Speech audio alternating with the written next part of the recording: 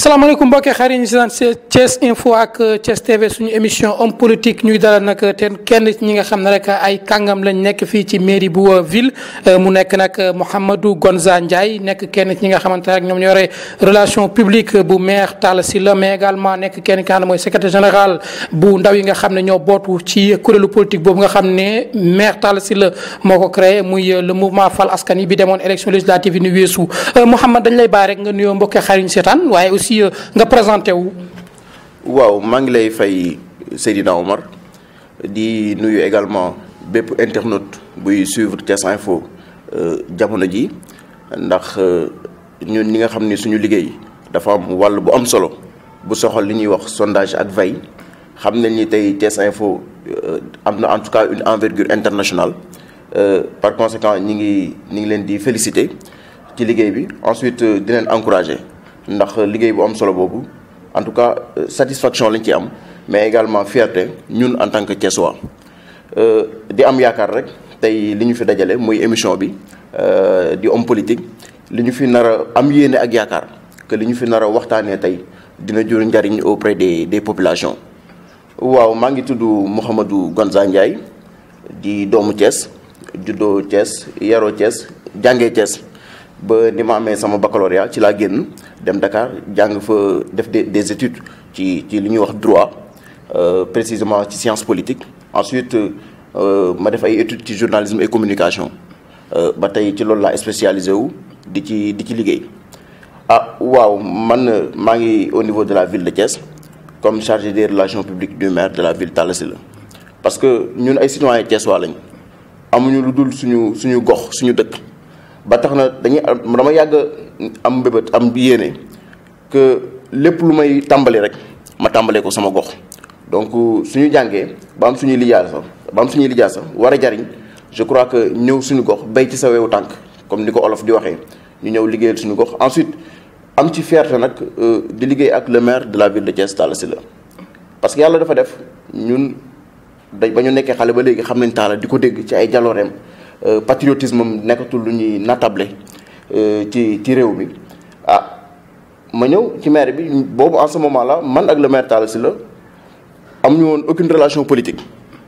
ay relation professionnelle moo ñu boole woon. moo ñu lëkkale woon.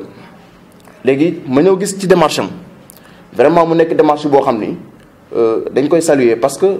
le maire de la ville de Thiès Talla Sylla li ma jot a jàng ci moom mooy benn préoccupation rek la am tey. mooy li ñu ko dénk muy maire bu Thiès nan lay def ba diwaanu Thiès bokk ci diwaan yi gën a jëm kanam yi gën a développé fii ci Sénégal.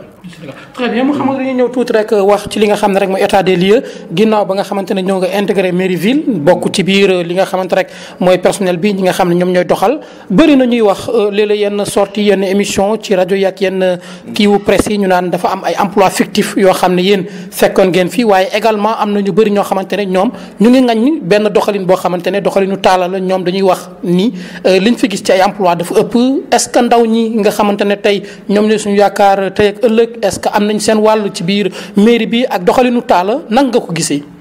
xam nga tey défi bi le maire de la ville de Thiès Talla amoon ci njëlbeen ga mooy mu ñëw redressé waat la ville de Thiès parce que ñun ñi nga xam ni Thiès la ñu juddoo yaroo fi màggee fi image bi ñu amoon man bi ma amoon ci ville de Thiès ak ba ma intégré mairie bi ak. équipe bi fi le maire Talla Sylla jiital beneen image laa gis bu waroog image boobu parce que à un moment donné citoyen dañoo demoon ba ngeen baal ma ci terme ba vomir en tout cas gestion bi doon am ci municipalité yi ni ko nit ñi doon doxalee. léegi le maire de la ville de Thiès Talla Sylla ba mu ñëwee man li ma njëkk a frappé mooy dafa ñëw ubbi boole mooy lan tey gestion participative bi nga xam ne ñu ngi koy acte 3 de la décentralisation. mais également le code des collectivités locales bi nga xam ne ñun suñu liggéey ci la tënku bi nga xam ne wax na ko ni il faut une gestion participative de la chose publique monsieur le maire de la ville de Thiès Talla Sylla dafa ñëw matérialiser loolu ci nan la ko commencé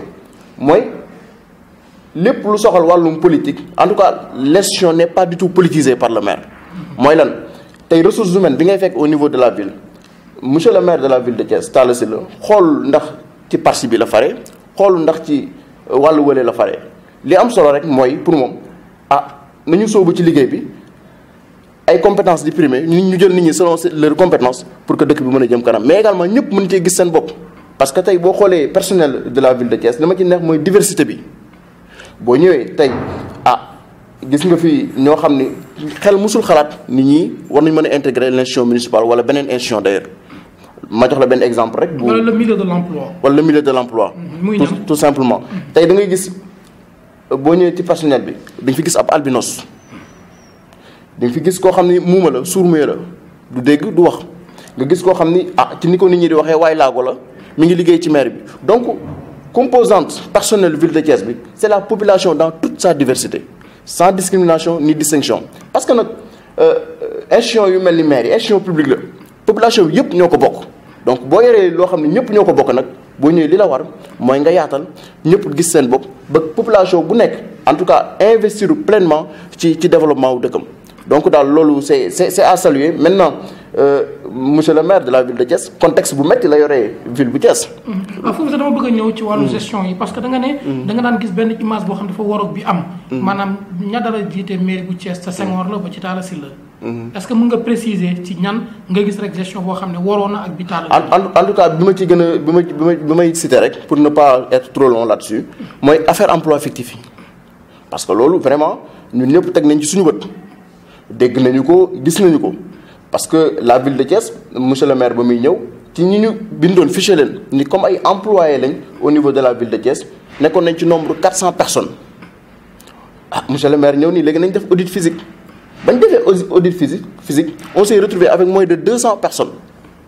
donc cela veut dire que majorité ci en tout cas ci li ñu doon wax ñoom ñoo fi employé fii ci mairie ville bu Thiès en réalité liggéeyuñ fi c'est des emplois fictifs. donc ba mu ñëwee mu raxas loolu lépp vraiment ubbi mairie bi également selon les moyens de la ville de Thiès mu recruter ci ay doomu Thiès ñu mën a liggéey mën a suturlawu ngir mën a dimbali seen i njaboot. alors Mouhamed ci beneen wàllu wi am na ñoo xamante ne dañ fi nekkoon di ay contractuels wala ay volontaires mairie bi ñoom ne dañ leen dàkk ci dàkk yaa ma neex li ni mel lan nga ci àddu ndaxte comme yéen yéen nekk ci biir mairie bi. waaw xam nga loolu moom xel sax nangu ko xam nga wax bu dofee dama gëm ni nopp yi koy déglu ñoo war a wér. parce que koo xam ni tey boo ñëwee au niveau de la ville de Thiès dañu fekk koo xam ni directeur la te politiquement bu ñu xoolee àndul ak le maire de la ville de Thiès donc considération politique yooyu Talla Sylla nekkul ci dynamique boobu moom xamul foo faree xamul foo féete li mu xam mais lenn moom muy man muy keneen ñoo ci bokk yam bu la yàlla wërsëgalee nga ñëw ba ci maire bi war a liggéey te li ñu lay fay nag du xaalisu Talla Sylla moom chaque jour moo ko c'est l'argent du contribuable donc boo ñëwee ba ci maire bi obligatoirement da nga war a liggéey. ñii liggéey ñi ngi fi correctement di liggéey bu heure bu ñu waree dem seen activité politique dañuy dem ñoo xam fu ñu mën di faree loolu dérangé wul le maire Talla Sylla dérangé wul ñun également ses collaborateurs mais mënoo fee nekk ñu lay fay avec l'argent du contribuable sans pour autant nga liggéey. loolu moom duñ ci sax badine. alors Mouhamed am na beneen wàll maanaam ci wàllu cet gi maanaam li nga xam ne rek mooy salubrité gis nañu fu bëri mu am ay tas d'ordure ak lu ne ñu gis sax maire wala boog mairie bi initié nañ Altinay Thiès mu nekk loo xamante ne dañu gis ñu jéem a setal rukk yi ak rukkaat yi waaye it éclairage public bi li ni mel bëri na maire yoo xam ne buñ leen ci jàmbe ci question bi rek ñu retourné ko Talla Sylla lan ngeen ci yàddu. waaw problème bu ñàkk cat bi ñu nemmeeku ci dëkk bi loolu monsieur le maire de la ville de Thiès Talla Sylla la gën a metti parce que bu sañoon kat Thiès mooy doon ville bi gën a set ci Sénégal mais xam nga dañu génn ci hivernage jamonoy nawet donc yu ci bari mooy moo indi mbalit mi Thiès maanaam ñax meeg yu demee noonu maintenant avec les faibles ressources de la ville personnel bi doyul xam nga yaa ngi ko doon wax sànq par tey la ville de Thiès personnel bi mu war a am en réalité pour mu doxal dëkk bi amu ko maintenant dañuy jéem a dem rek avec les moyens du bord loolu moo tax et monsieur le maire Talla Sylla ku xam ni leader bi mu doon nag moo waral xam na ni moyens matewu ko personnel bi également matu ko mu ni nag mu jël en tout cas chaque altine moom le maire de la ville de Thiès yor baleem jiitu ci liggéey boobu donc population bi yëpp war a ñëw fekk si ko fi. maanaam day dëggal ni mooy Baye Fall waa Thiès. absolument mooy seen surga. ci wàllu éclairage bi. waaw éclairage bi xam nga dafa am lu nit ñi war a xam tey ville li mu gérer li compétence am di ressort am directement mooy li ñuy wax l'extension du réseau électrique wala moo xam ci ndox mi tey quartier yu bees yi nga xam ne musul am courant musu fa àgg maintenant loolu ressort mairie de ville la mu dem foofu def fa courant mais maintenant bu fa yóbboo courant ba mu agsi fa que muy ndox mi suivi beeg entretien beeg yu demee noonu maintenant ci commune bi mu nekk ci moom lay incombé. maintenant le maire Talla Sylla moom wax na ko moom nee na man def ma distinction entre bii commune wala bële commune wala lii man ville laa géré ville moo jur maire yëpp. ce qui fait que mu koy faral di wax naan rien de ce qui est thiessois ne m'est étranger tey bu gisee dara mi ngi ci telle commune wala commune sangam alors que waru ko def directement maire ba fa nekk en tout cas amul la possibilité wala def ko moom du ménager aucun effort le maire de la ville de Thiès Talla Sylla pour mu def ko fa. très bien Mouhamed dañuy dugg rek ci wàllu réalisation yoo xamante ne maire yi Thiès def na ko ci biir Thiès gis nañ ci gën a fës muy ay journée médicale yi nga xam ne moom anniversaire am nee na du ko def li nga xamante rek mooy ay xumbute waaye day delloowaat la nga xam ne rek moom la yoroon ci askan wi waaye ci wàllu réalisation est-ce que tey mën nga ñu limal rek yoo xam ne maire Talla Sylla def na ko ci biir Thiès. waaw xam nga xanaa ma fàttaliwaat ko rek. parce que bilan bu maire de la ville de Thiès Talla Sylla loolu population yi sax gëm naa dañuy gëmm di ko tari parce que koo xam ni chaque 6 mois mu woo population bi yëpp sans distinction ñëpp lay woo ñu leen kat durant semestre bi lii lañ fi liggéey lii ak lii ak lii maintenant weer yi di ñëw am nañ ay projection def lii ak lii ak lii donc je crois que loolu moom mënu am lu gën a transparence lu ëpp transparence lu gën a leer loolu ba ak aussi ñu ñëw ci contexte bi le maire de la ville de Thiès Talla Sylla accéder à la tête de cette institution c'est important parce que aujourd'hui boo xoolee la ville doole gi mu amoon amatu ko tey communes yi nekkoon ay communes d'arrondissement dañuy nekk commune de plein exercice parce que boo xoolee tey fi ñu war a mën a jëlee xaalis dëgg-dëgg bu ville bi war a mën a jëlee xaalis dëgg-dëgg nekkatul sax ci loxoy mairie de ville mais maintenant n'empêche man daf may impressionné sax pourquoi avec ces faibles revenus le maire de la ville de Thiès Talla Sylla mu parvenir def yenn réalisation yi man ba léegi daf may xaw a jaaxal. maanaam xarañ la quoi. xarañ la mais ak volonté. parce que Talla bëggul dara li ko intéressé rek mooy dëkk bi na dox. parce que boo gisee tey li ñu gën a nemmeeku ñun ñëpp ñu nemmeeku mooy tey li ñuy wax coopération décentralisée ni ko Talla Sylla doolelee parce que dafa xam ni. les ressources propres de la ville li ville bi mën a am mu mën a jógee ci li ñuy wax impôt wala taxe doyul en tout cas à ce que mu matérialiser vision bi mu am ci dëkk bi en sus de cela bu ci boolee li ñuy wax les fonds de dotation ak fonds de concours ba léegi yéene bi mu am ci dëkk bi loolu du ko matee mu ni nag léegi naa explorer li ñuy wax la coopération décentralisée mooy lan tey du bàyyi benn dëkk du bàyyi aussi tamit benn nga xam ni doomu Thiès nga wala doomu Sénégal nga nekk fii ci dëkk bi wala nga bañ fi nekk tey dalay tàllal loxo par rapport ak en tout cas projet yi ñu am ak mbébét yi ñu am ci dëkk bi ñu matérialiser ko. ci ma ñëw rek ci réalisation yi par secteur boo xoolee secteur environnement tey année yi ñu weesu inondation bi niveau bi mu àggoon fii ci Thiès. jéggi woon na dayoo mais ku xool nawet bi xam ne wàññeeku na bu baax. lan moo ko permettre loolu dafa am benn projet boo xam ni ville de Thiès moo ci ànd ak la ville de Zolengel nekk Allemagne ñuy ay villes jumelles ñu wax ko ñu koy tuddee le projet de réhabilitation et restauration des écosystèmes moo am un financement à hauteur de 200 millions de francs CFA uniquement pour lutter contre les inondations bu ñu fa jógee ñu ñëw secteur éducation avec parce que léegi li nekk ressort ville mooy étudiants yi le maire de la ville taxaw leen ñun bañ fiy ñëw l'équipe municipale bi fi nekk présentement subvention yi ñi nga xam ne ñu ñoo leen fi wutu ci 3 millions la yemoon te boobu bu ñu fàttali mairie bi. maanaam ci gestion wu Idrissa Seck Diatara Yankhoba Diatara. tout à fait subvention yi ñu daan jagleel étudiants yi ñoom ci 3 millions la yemoon boobu mairie bi ci la ëppoon doole marché central nekk ci loxoom gare routière nekk ci loxoom le maire de la ville de Thiès Talla Sylla ñëw xam nga Talla. mais est-ce que boobu étudiants yi néewuñu woon. waaw lu ci mënti am yéene moo am solo parce que étudiants yi lu ñu néew doublé wu ñu fi diggante bi te subvention bi dafa triplé étudiants yi diggante boobu léegi doublé wu ñu fi te subvention bi dafa triplé ba teg. boobu étudiants yi 2009 ba 2014 maanaam 2014 ba fi ñu toll nii am na lu ci yokk. mais xam nga doublé wul. te subvention bi dafa doublé triplé wu ba teg donc ko xam le maire de la ville de Thiès Talla Sylla ñi ko xam ñëpp. d'ailleurs ci ay mouvement élèves ak étudiants lañ ko xamee mu yàgg a jiite élèves ak étudiants donc aisément day xam ñooñu seen situation seen i jafe-jafe ak naka la ko war a saafaraay moo tax moom ci domaine boobu ménagé wul aucun effort étudiant en tout cas subvention étudiants yi mi ngi ko fekkoon ci 3 millions actuellement triplé na ko ba teg mi ngi ci 10 millions de francs CFA te bu amoon plus de moyens da ko ci def loolu c'est important maintenant ñu xool côté nettoiement bi nga doon wax ci volet boobu xam nga récemment rek yàggul dara le maire de la ville de Thiès Talla Sylla mi ngi octroyé aux femmes yi nekk ci koñ yi yor seen avec yi seen association yi lot de matériel de nettoiement bu am solo à hauteur de ci montant à hauteur de 26 millions de francs CFA loolu aussi tamit ci réalisation yi la bokk Promoville bi gis nga ko tey Thiès am na koñ yu bari yoo xam ni en tout cas ku leen waxoon fii tali dina fi aw duñ ko gëm tey dans ce cadre ak l'État du Sénégal le maire de la ville de Thiès ménagé wul aucun effort ba Promoville bi tàmbali maanaam ay tali yu ñuy dugal ci koñ te fu tali dugg rek dina am canalisation dina am éclairage maintenant bu fa école maanaam infrastructure complète lay doon. absolument école doon ñaxtu ci la nga xam ne moo fi weesu maanaam yéen da ngeen ñëw rek pour mën a amal loo xamante ne mooy li ko yees. exactement aha waaw donc loolu la day am éclairage am assainissement ak lu édifice bu ñu fa romb rek en tout cas moo xam poste de santé wala lu mënti doon dinañ ko réhabiliter loolu aussi c'est important ñu noté ko. boo génnee buntu maire bi en face gis nga fa Michelande bi. tey tax na xale yëpp kenn dematul Dakar di fooy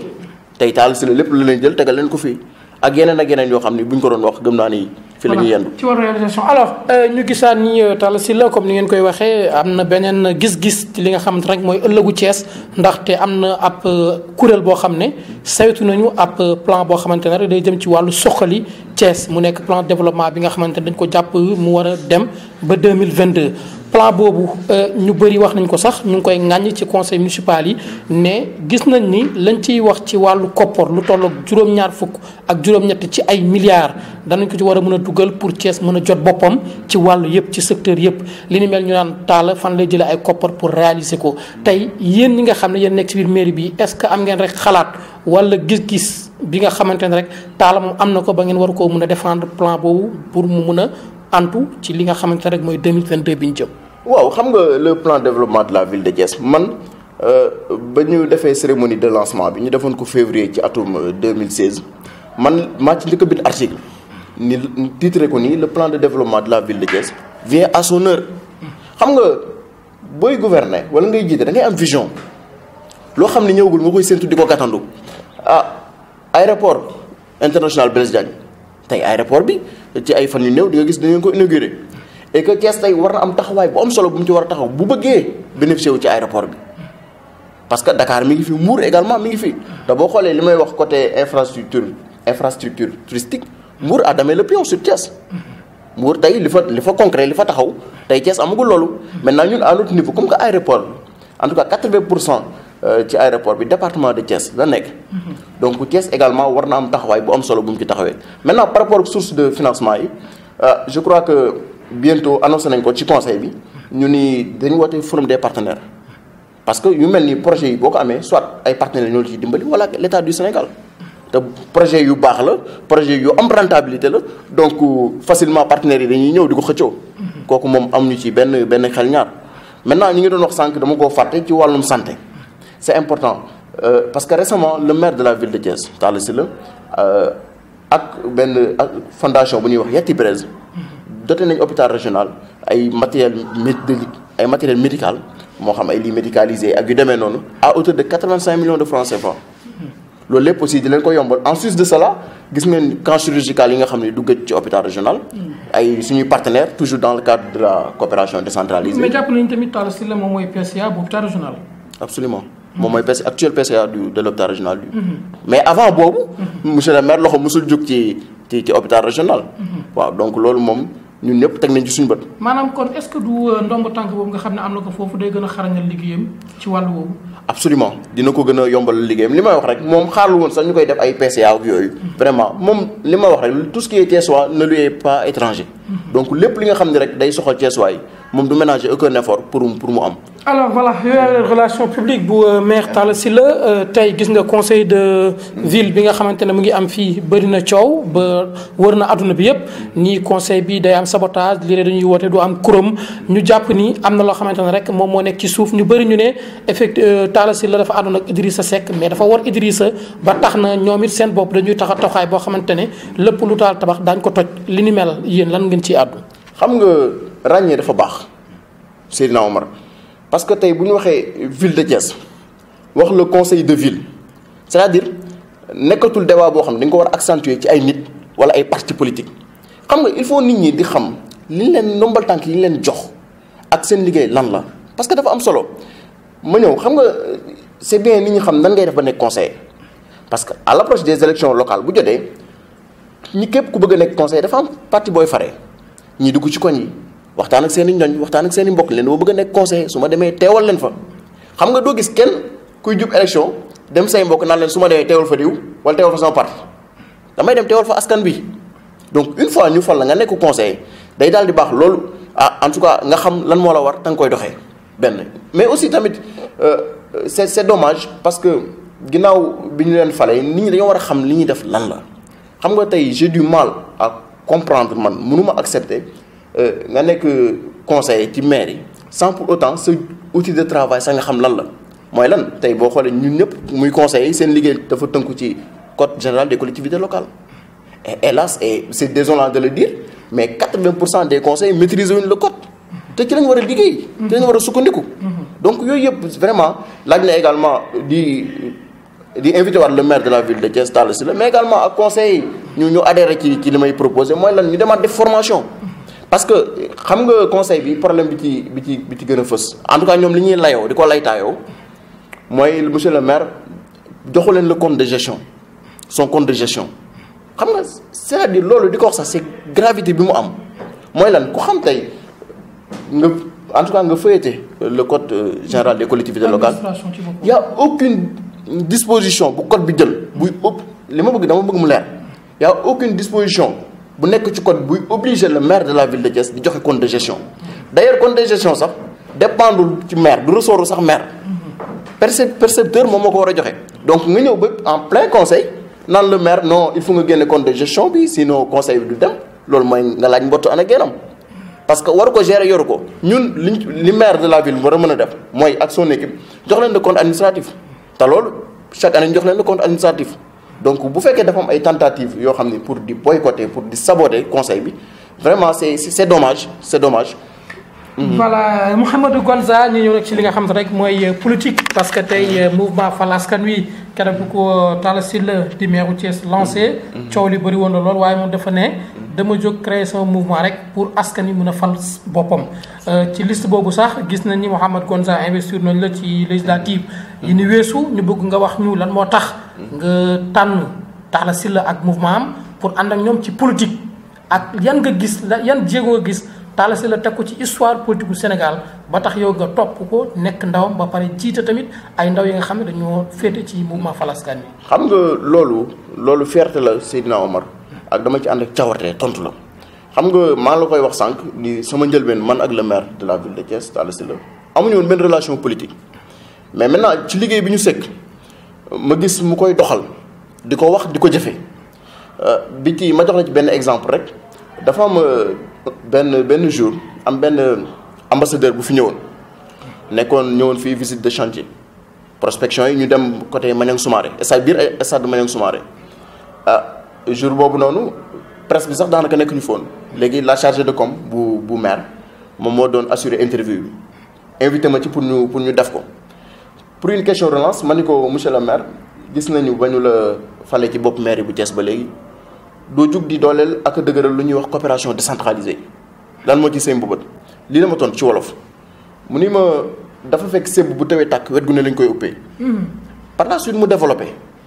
léegi ba ñu paree ci loolu ñu war a dem àggale suñu liggéey comme que def nañ. interview bu pare cueillir nañ information yi bu pare yéen ci deuxième étape bi le traitement. avant ñu koy diffuser. maintenant bu ma ñëwee ci ñu war a jàngat loolu war ci liggéey man passage boobu dafa ma marqué lim na ma sébb bu tawee tàkk wet gu ne lañ koy uppee. man ma toog war koo analyser nag parce que boobu dama teg mbubu journaliste bi yëpp nii jël citoyen Thiessois bi di ko jàngat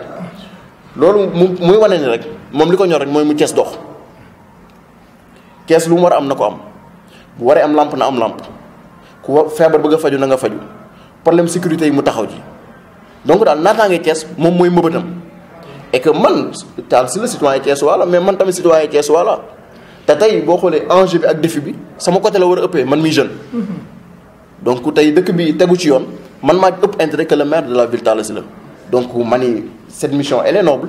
et je m'engage pleinement ci wetu le maire Talla Sylla pour ñu mën ko matérialiser. alors très bien résultat yi nga xam ne am ngeen ko ci législative yi ñenn ñi dañoo jàpp ni dafa néew lool ñeneen ñi ne Thiessois yi ñu bëggul Talla Sylla ñeneen ñi daal di ne Talla ba mu dalee politique ba léegi li ni mel mosu koo am staff bi nga xam ne ñoo ko gunge. ak tamit ñi nga xamante ne rek ñoom la tabboon def leen ci biir liste bi pour ñu war a mën a teewal fal askan yi foofu ci assemblée nationale li ni mel sottiwul waaye am na ay jàngat ngeen ci am ci wàllu résultat bi ak yeneen. xam nga nit mënul cohérent boo weesu Talla Sylla li muy doxal cohérence mënul weesu loolu mi ngi créé mouvement am tuddee ko mouvement fal askan bi ni kat jot na léegi askan bi ngeen fal seen bopp benn ñaareel ba ñu ngi doon wax affaire tête de liste bi mais mënoo taxaw Seydina Omar c'est-à-dire la logique mënuñu permettre tey nga taxaw ni askan bi doo bëgg yéen kat ngeen falu pare def sa tête de liste ba pare jiite ko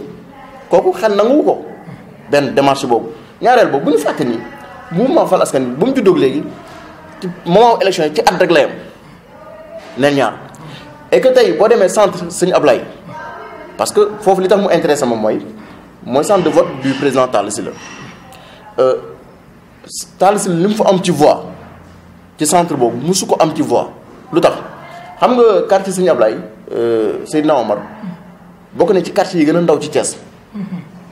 ci côté population et paradoxalement le centre Kër Sëñ Ablaye Yakhine mooy deuxième centre bi gën a mag ci Thiès est-ce que yaa ngi dégg cela veut dire que 70% des votants ci centre boobu dëkkuñu ci quartier Kër Sëñ Ablaye te bañ defee élection yi ba pare ñun parce que ñun sondage veille yu demee noonu mooy suñu liggéey donc bañ ci sooboo on s'est rendu compte que ci quartier bi ne serait-ce que le quartier Sëñ Ablaye fief bu maire Talla Sylla 60% de la population Talla lañ votel loolu c'est bon ñu nit ñi xam ko. maintenant quartier bi. maanaam kon mooy rek li ñuy wax transfert yi. absolument kon foofu dañ fa transfert woon rek pour daaneel Talla. transfert yi joué na ci benn. ñaareel ba aussi traditionnellement majorité bi voté ci centre boobu dëkkuñu ci koñ ba. mais le quartier Kër Sëñ Ablaye est totalement en phase avec leur fils Talla Sylla. Talla Sylla alors yow yaa bokkoon centre ak Idrissa Seck président du conseil départemental bu Thiès. muy centre Malick Kayré également ak ténor yu bëri ci APR. ak Benno Bokk Yaakaar yow dañ fa tabboon comme député ci gox boobu ci centre boobu yaa fa voté résultats yi nan nga ko jàngatee. waaw nekk na ay résultats yu en tout cas yu satisfaisant à mon niveau même si que xam nañu ni liggéey bi des na. liggéey bi des na ba moo tax après élection yi déggoo ñu fenn li ñu war def nañ suñu bilan nekkaat ci terrain bi di liggéey parce que ñun askan rek moo ñu ñor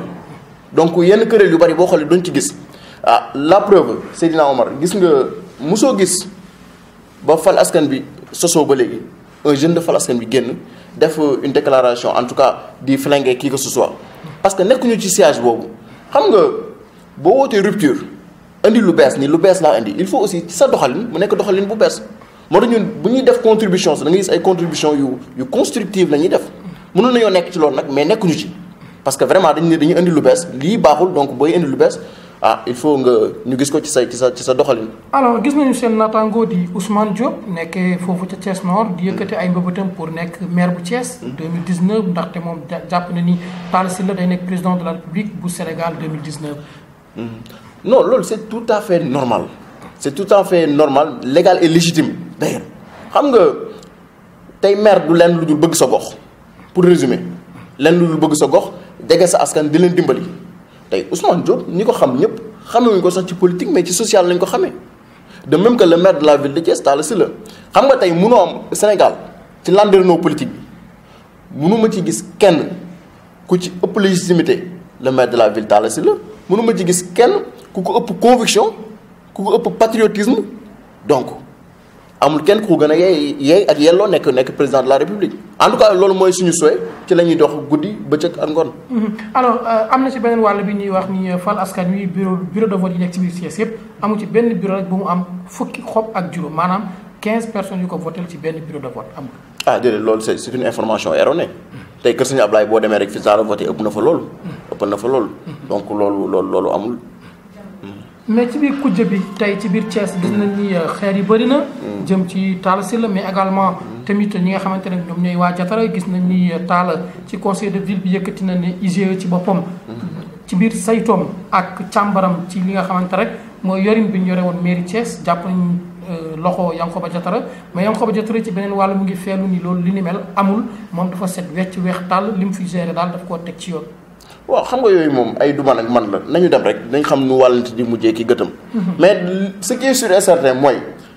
en tout cas le maire de la ville Talla Sylla lenn moo ko ñor tey benn ennemi la am ngeen baal ma sax du ma ni ennemi mais benn défi la am mooy nu muy def ba Thiès jëm ci kanam. tey terrain boobu ku koy xaar ci beneen terrain doo ko fa fekk. alors Talla Sylla ak kilifa diine yi ci biir Thiès. dafa mel ni am na lu leen lëkkale. yow da ngay nekk ak moom di ànd ak moom dox bi muy dox sax Touba defe naa yéen a koy doxandoo. absolument tey Talla Sylla ak kilifa diine yi parce que gis nañu ay mbébétam ak yi muy yëkkati. jëmale ko ci kilifa diine yi lan nga ci yàlla. xam nga loolu lépp rek day confirmer li Talla waxoon bañ koy fal mu ni leen man écharpe bi ngeen ma takkal jàppee ma ko ndombal tànk mais laxasaay laa ko jàppee fas yéene doon seen baay far wala surga te ci dynamique boobu la nekk tey monsieur le maire de la ville de Thiès Talla Sylla koo xam ni c'est-à-dire.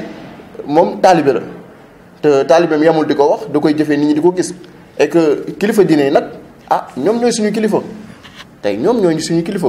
bu dañ leen a soxla ci lu bari ci dëkk bi